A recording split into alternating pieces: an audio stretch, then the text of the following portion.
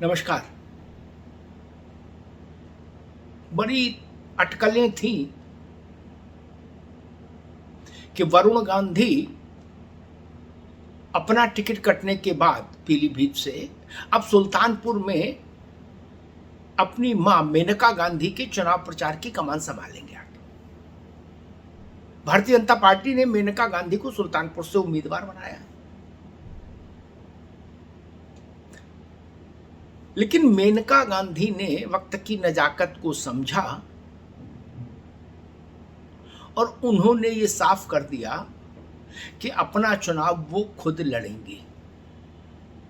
यानी सुल्तानपुर में मेनका के चुनाव प्रचार की कमान वरुण गांधी के हाथ में नहीं होगी।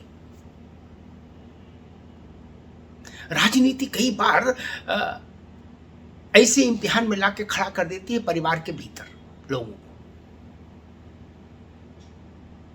वरुण गांधी के लक्षण देखकर मेनका गांधी समझ गई कि अगर मैं इस वक्त ना वरुण गांधी के साथ खड़ी हुई तो उनके लिए भी संकट हो जाएगा। इसलिए समय रहते मेनका गांधी ने खुद को वरुण गांधी से अलग कर लिया। मेनका गांधी से पूछा कि अब वरुण अब क्या करेंगे आगे, तो उन्होंने कहा ये सवाल वरुण से खुद पूछिए वो क्या करेंगे आगे। मेनका गांधी ने सार्वजनिक तौर पर इस बात की भी घोषणा कर दी कि वो बहुत खुश हैं भारतीय जनता पार्टी के कार्यकर्ता के तौर पर। वो बहुत आभारी हैं भाजपा के नेतृत्व की कि उसने उनको उम्मीदवार बनाया लोकसभा चुनाव में सुल्तानपुर से। यानी सारी धुंध मेनका गांधी ने साफ कर दी। इसका एक अर्थ यह भी है कि मेनका भारतीय जनता पार्टी के साथ अभी चलना चाहती हैं, क्योंकि दूसरा कोई विकल्प भी नहीं है। वो तमाम अटकलें कि मां बेटे नाराज, मां बेटे विद्रोह कर देंगे, मां बेटे क्रांति कर देंगे, खारिज हो गई। मेनका को अपना भविष्य भारतीय जनता पार्टी में ही सुरक्षित लग रहा है और शायद मेनका इस बात को जानती हैं कि अगर वो भाजपा में बनी रहीं तो इतना जरूर इंश्योर करवाने की स्थिति में रहेंगी कि वरुण गांधी को लाभ भले ही ना कुछ हो, भविष्य में कोई नुकसान ना हो। अन्यथा बड़बोले वरुण के लिए संकट तो तमाम अवसरों पर खड़े हो जाते हैं, कभी भी खड़े हो जाते हैं, कभी भी वो कुछ भी बोल देते हैं और उसके बाद संकट उनकी कुंडी खटखटाता है। तो ये सियासत का एक चेहरा है जो गांधी परिवार के इस एक विंग से दिख रहा है। कई बार ऐसी भी अटकलें आई कि गांधी परिवार में एकता हो जाएगी, बहुत सारे राजनीतिक परिवारों में एकता हुई, लेकिन वो सिर्फ अटकलें ही रही। ऐसा कहीं कुछ जमीन पर कभी नहीं हुआ। कुछ अपने अपने स्वार्थ में लोग इस ढंग की अटकलें उड़ाते रहे, लेकिन सच बात यह है कि कांग्रेस का जो गांधी परिवार है उसने कभी संजय गांधी के परिवार को फिर से मुख्यधारा में लाने के लिए कभी कोई चिंतन किया ही नहीं, और बिना उसकी मर्जी के तो हो नहीं सकता एकता का कार्यक्रम। पार्टियों की एकता सरल होती है, परिवार की एकता मुश्किल होती है। तो खैर हम बात कर रहे थे मेनका गांधी की। मेनका गांधी ने भी बहुत टिकट अनाउंस हो जाने के बाद भी कुछ हफ्तों तक मौन रखा। शायद वो तौल रही थी परिस्थितियों को। समय कितना नाजुक है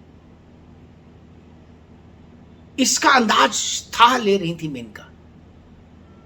उन्होंने आसपास के राजनीतिक परिस्थितियों पर भी गौर किया, विकल्पों की ओर भी नजर दौड़ाई, और जब अंत में उनको समझ आ गया कि नान्याह पंथाह ऐनाय, अभी कोई दूसरा रास्ता नहीं है, तो उन्होंने मौन तोड़ा और खुद को भारतीय जनता पार्टी का एक अनुशासित सिपाही घोषित कर दिया।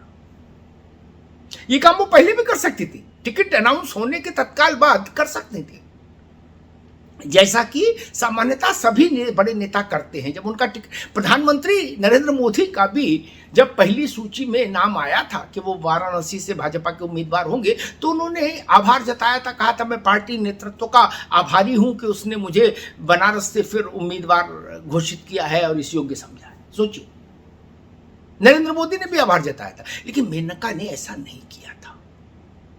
उस वक्त उनके दिमाग में वरुण को लेकर गुस्सा था। मां है, उनको लग रहा था कि मेरे बेटे के लिए कहीं समायोजन हो नहीं रहा उसका, वो क्या करेगा, कहां भटकेगा। और वरुण गांधी की चाल भी टेढ़ी टेढ़ी रहती है। लेकिन अंत में मेनका को उनके शुभचिंतकों ने समझाया कि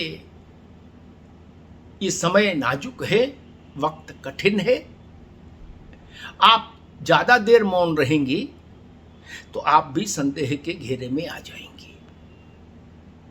इसलिए फिर मेनका ने आनंद फानन में अपना मौन तोड़ा और कहा कि मैं अपना चुनाव खुद लड़ूंगी और मेरा चुनाव पार्टी लड़ेगी, पार्टी प्रचार की कमान संभालेगी वरुण, और वरुण की पत्नी यहां क्यों आएंगे। यानी वरुण से राजनीतिक तौर पर मेनका ने एक सम्मानजनक दूरी बना ली। सियासत है दोस्त, सियासत में तो ये सब होता ही है। जो जितने किस्म की विचित्रताएं हैं समाज में, वो सियासत में सब एक साथ आपको दिखती हैं। वरुण गांधी ने जो चिट्ठी लिखी थी पीलीभीत के मतदाताओं के नाम, पीलीभीत की जनता के नाम, उस चिट्ठी में वरुण ने कहीं भाजपा का नाम ही नहीं लिखा था। अन्यथा आदमी ये भी कहता कि भाई मैं भाजपा का भी आभारी हूं, उसने मुझे इतने बार यहां से उम्मीदवार बनाया, सेवा का अवसर दिया, आदि आदि। कुछ नहीं, और साथ में कुछ तेवर और दिखा दिए थे। वरुण ने कहा था कि मैं जनता के हित की आवाज उठाता रहा हूं और उठाता रहूंगा, भले मुझे इसके लिए कोई भी कीमत चुकानी पड़े। एक क्रांतिकारी टाइप बनने की कोशिश। वरुण क्रांतिकारी है नहीं है तो सब जानते ही हैं, इस पर क्या चर्चा। लेकिन क्रांतिकारी दिखने की एक उन्होंने कोशिश की थी उस चिट्ठी के जरिए। वो चिट्ठी भी भाजपा को अखरी थी और मेनका को लगा कि अब संकट और नजदीक आ रहा है और ऐसा न हो कि वरुण के किए धरे का दंड उनको भी मिले। इसलिए मेनका गांधी ने अपनी पोजीशन साफ की। बेटा घर में है, सियासत में वरुण गांधी अलग, मेनका गांधी अलग। आप सोचिए वरुण अब क्या करेंगे, इस सवाल पर मेनका गांधी कह रहे हैं ये सवाल वरुण से पूछिए, मुझसे क्यों। इसका मतलब है मेनका ये बताना चाह रही हैं भाजपा को कि भाई सनद रहे, मेरा अब उनसे वरुण से राजनीतिक तौर पर कोई लेना देना नहीं, मेरा मूल्यांकन मेरी भूमिका के आधार पर हो। इंदिरा गांधी की दो बहुएं, सोनिया गांधी और मेनका गांधी। सोनिया कांग्रेस की सर्वे सर्वा है और मेनका गांधी अब भारतीय जनता पार्टी में बमुश्किल एक अदद लोकसभा की टिकट हासिल कर पाएंगे।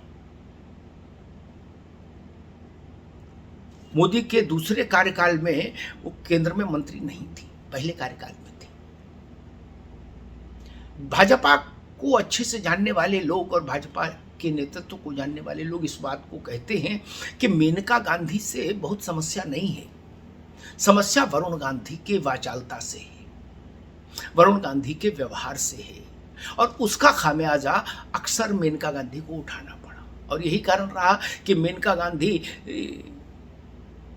मोदी के दूसरे कार्यकाल में मंत्री नहीं बन सकी और इस बार भी उनको बमुश्किल टिकट मिला है। मेनका जी अगर जरा भी वरुण की तरह वाणी संयम खोती तो शायद वो भाजपा की उम्मीदवार नहीं होती। सुल्तानपुर से भाजपा ने विकल्प खोज कर रखा था कि अगर अंतिम समय में वरुण और मेनका ने कहीं कुछ ऐसा माहौल क्रिएट करने की कोशिश की जो भाजपा के लिए अस्वीकार्य हुआ, तो मेनका गांधी को भी भारतीय जनता पार्टी वानप्रस्थ दे देती, इसलिए उसने वहाँ अपना उम्मीदवार तक खोज के रखा था। लेकिन अंत समय में मेनका गांधी ने परिस्थितियों को समझा और संभाला, इसलिए वो सुल्तानपुर में उम्मीदवार बन गई। लेकिन वरुण का चैप्टर भाजपा से बंद हो गया हमेशा के लिए। फिलहाल मेनका गांधी ने भी इस सच को स्वीकार कर लिया है। धन्यवाद।